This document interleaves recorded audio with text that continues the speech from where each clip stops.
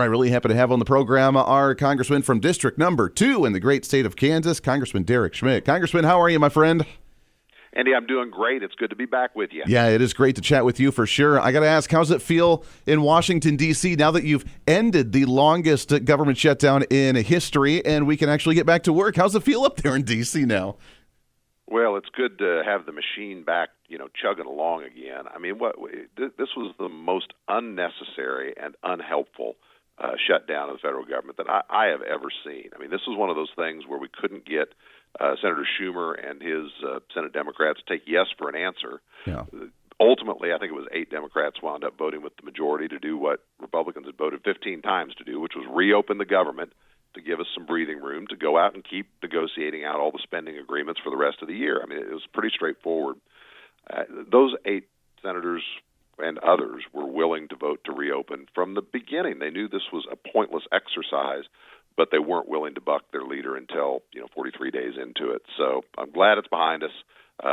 Hated that a lot of people's lives were disrupted, but here we are. We're back on track and moving forward. Well, and lives were disrupted for no reason. I mean, they ended this government shutdown without getting anything that they wanted, which I found we've talked about on the program already before as well. But the idea of we're going to stand on a policy issue of universal health care during a government shutdown, and we want everything right now, or we're going to keep the government shut down. And they walked away with nothing. I mean, that's got to sting a little bit.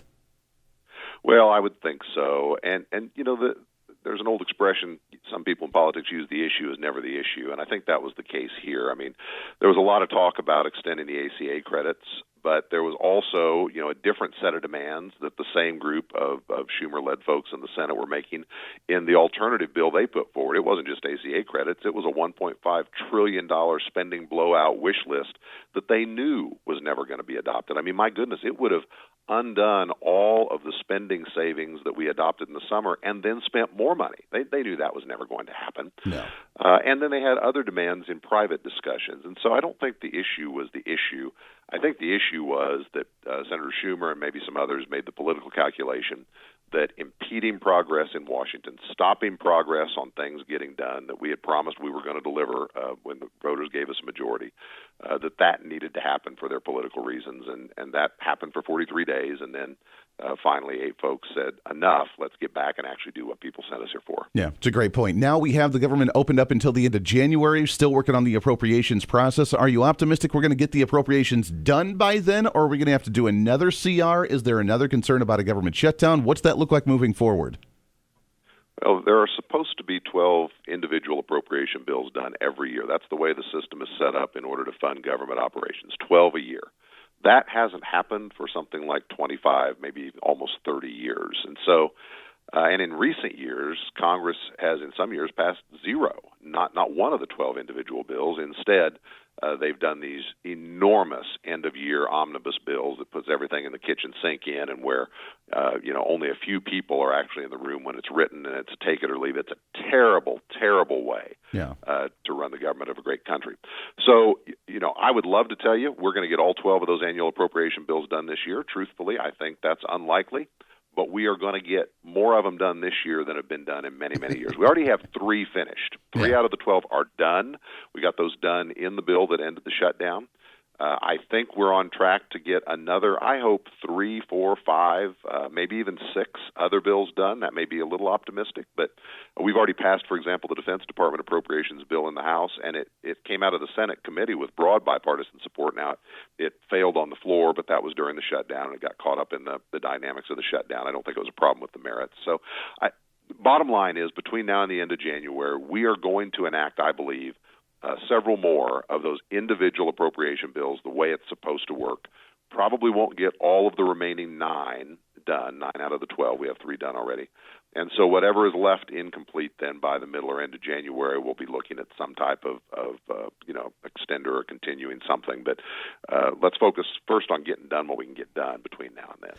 Yeah, that would be good news. I mean, we are slowly, frustratingly, but slowly moving in the right direction here and actually working on getting back to normal with the appropriations process, which we have not done in a very long time. And what's frustrating about this entire shutdown is that we were on track to do it in almost record time, because normally we do the CR until the end of December, then we do another one until March, then we do one just to keep it open until the end of the fiscal year. So a 7-week extension we originally had planned, that was record trending of what we were doing. So hopefully we can get that momentum back. 100% agreed. Again, back to the earlier point, I suspect that's a reason that Senator Schumer and others decided to lock the place down, because they saw we were on track to do what we said we were going to do, which is deal with these spending issues one at a time with individual votes where, everybody gets their input and then the chips fall wherever the chips fall, as opposed to the way it's been done in years past, where you get down to the end, you have these enormous bills and, half a dozen people write them.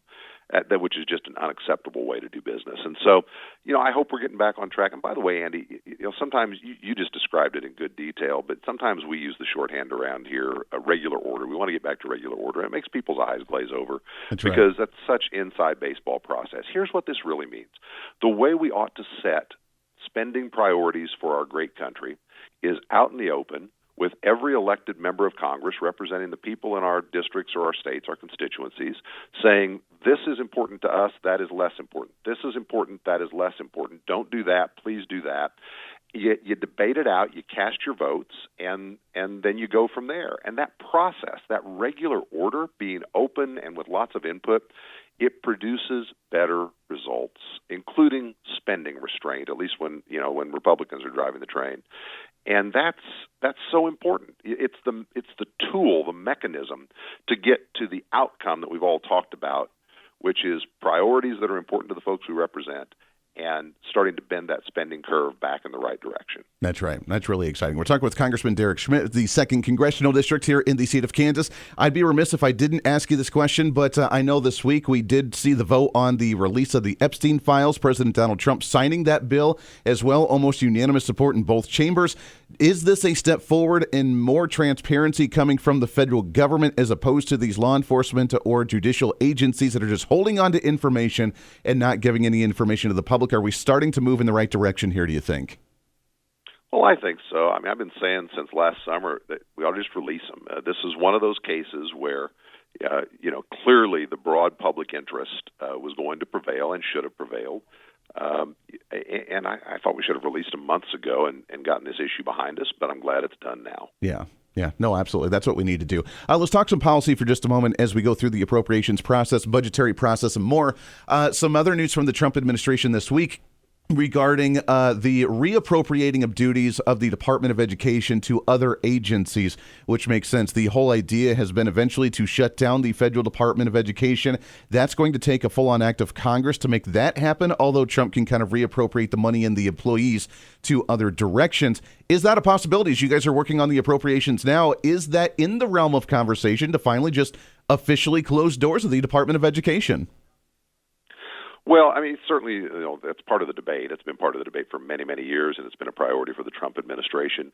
I think it's a good thing that they're looking at ways that some of the functions, the important functions of the department, can be handled maybe better in other agencies, and they've started to do some of that. And so, we'll take it a step at a time and see where it leads. Probably you don't get 60 votes in the Senate for just sort of eliminating the department. But I do think that if we can show that it makes good sense, better service, some cost savings, less bureaucracy, to have some of these functions dealt with elsewhere, I think that's a great showing. Everybody ought to be supportive of that. Yeah, absolutely. Just in general, is there a mindset right now from Republicans of, hey, while we're going through these processes and we're running up against these walls with Democrats, that we have an opportunity to do some reforms on potential fraud or potential wasteful spending at the federal level, whether it's healthcare reform, whether it's ending the Department of Education, whether it's the SNAP program that we found now after the whole shutdown and where SNAP benefits are going, that we see a lot of individuals that probably shouldn't be receiving them in the first place. Is there an opportunity right now, an open door for us to say, hey, these are times and places where we could really start reforming and cutting some of the wasteful spending and making sure that government's actually running efficiently? Yes, Andy, and it's a priority for an awfully lot of us. Actually, some Democrats, too, have that sort of philosophy, but certainly nearly everybody on the Republican side. Folks get it. This federal government is big and bloated and sprawling. And the answer to every problem over many, many years has been, well, just spend more and add more bureaucracy to it. And eventually you have to trim things back. It doesn't mean you go in with an axe and, cut things out wholly that are supported or needed. But it does mean you go in and you clear out the underbrush and you ask, do we really need to keep doing this? And is it run efficiently or effectively? Or is there fraud? Or is there abuse? Or is there waste? Or can we do this better? And, that can be not glamorous, but it's so important, and especially to give taxpayers confidence that their money's being used responsibly. And so, yes, there's a real mindset of doing more of that now. We've taken some steps on it in the reconciliation bill in the summer. The administration has taken a lot of steps on it that they can do without additional congressional action, because there's a lot of discretion already in law for the president and the agency heads to do some of those things. And in the appropriations process, back to our discussion earlier, to the extent we're able to deal with these agency budgets on a one-by-one basis, line-by-line review, everybody gets their input, the decisions are transparent and out in the public and not some kind of backroom big spending deal at the end of the year. To the extent we can do that, and we're doing it a lot better than they have in recent years, that is all going to produce better, more efficient government that people can be more comfortable with. So the process is the product in some ways, and we're moving in the right direction. Yeah, that's a good thing. That is a very good thing. A lot more to do. Exactly. Absolutely. There's a lot of work to do there. Got just a couple minutes left here, Congressman, and I appreciate your time. Let's shift gears slightly to a farm bill. I know that we went through kind of a mini farm bill in the One Big Beautiful Bill back in July that at least covered farmers in the agricultural sector a little bit. I know we're still working on some new information to try and revise the 2018 farm bill that's been in limbo for a couple of years now, really. But where are we at with that? Are we just right now kind of relying on the One Big Beautiful Bill with kind of the revisions there? Are we working on a full-fledged new farm bill for the agricultural sector? But what's that conversation look like right now, do you think?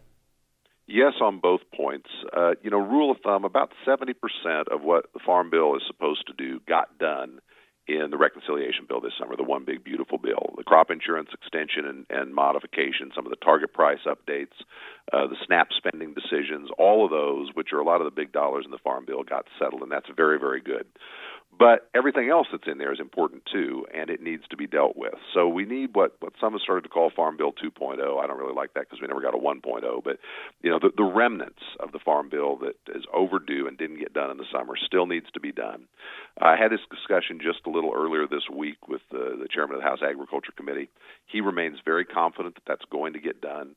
I think we're at a point where, kind of back to our earlier discussion, the issue is not the issue. I don't think there's wide disagreement on the policy choices within the four corners of what still needs to be done in the Farm Bill. I mean, there's always different points of view, but I don't think they're, lock them down, grind it to a halt types of disagreements. Sure. I think the issue is because a lot of the bigger issues were settled in another forum, can we get agreement to go ahead and move the remnants of the Farm Bill forward? And I'm pretty optimistic we will. It needs to be done. Yeah, that's good news. Last question for you, Congressman. You're also on the Committee for Small Business. Talk about the economy as we are right now. Did the shutdown harm the economy at all and slow things down? We had some good momentum trying to get the economy back on track. We're going into the fourth quarter with holiday season. I know right now we're still in the transitional period with tariffs and with the trade deals that are going on right now, trying to make the economy more efficient and not reliant on just a whole lot of taxes from the American people. Where are we at with the economy, and is small business getting back on track, do you think, right now nationwide? Well, it's a problem for a lot of folks. Some folks are doing fine, but a lot of folks are really struggling. Prices are high. Businesses are facing higher input costs. They're facing still higher regulatory costs, though we've been trimming those. They have been facing the uncertainty of a huge tax increase that was scheduled for the end of this year. We've managed to cancel that, but they're still coming to grips with what that means in terms of their ability to plan and invest. But prices are still high throughout a lot of the economy. We were talking just this morning. You go down to McDonald's and it's $10 for a quarter pounder meal. That's unbelievable. And so people really feel it, especially coming into the holidays. And I think we got to just continue to focus. Government can't fix everything in that front. We don't have a centralized command and control economy. You don't debate and vote on legislation in Washington or in Topeka or anywhere else that sets the prices of things. That's not the way we run things in America, nor should it be. That's never worked anywhere around the world. Yeah. But we can do things that, the things we can control, we need to control. So bringing down the regulatory compliance costs so that more money stays in the pockets of small businesses on Main Street, and they can use that to employ people or buy more goods or reinvest or grow or whatever it may be. Continuing to keep that tax burden low and hopefully make some additional progress on that as we go forward. Bringing certainty to market access. I think that the efforts by the administration to open up new markets and to show that we're not just pushovers when we've had trading partners that have been taking advantage of us for a long time. I think that's been very, very important. They're going to continue it. I think at the same time we need to bring some certainty to what the tariff rates are going to look like and allow businesses to plan accordingly. And I hope that that's going to be a high priority as we move into the next year. So lots of things still need done. People are really feeling it, but I think some of the underlying fundamentals that have been ignored for many, many years are being addressed, and that's a good thing. Yeah, we're moving in the right direction. It's going to take time for a transition, and I know people don't like hearing that, but it's going to take time as we really shift a major portion of the economy in an entirely different direction. President Trump's been working hard on that. You guys have been working hard on that as well, and hopefully by next year, I think we'd start seeing a lot of the investments that have been coming in start to come to fruition, which is really exciting. It is Congressman Derek Schmidt, 2nd District of the great state of Kansas. We always appreciate chatting with you, my friend. Keep up that fight in Washington, D.C. Let's do another update here real soon. Sounds great. Thanks, Andy. Good to be with you. Take care.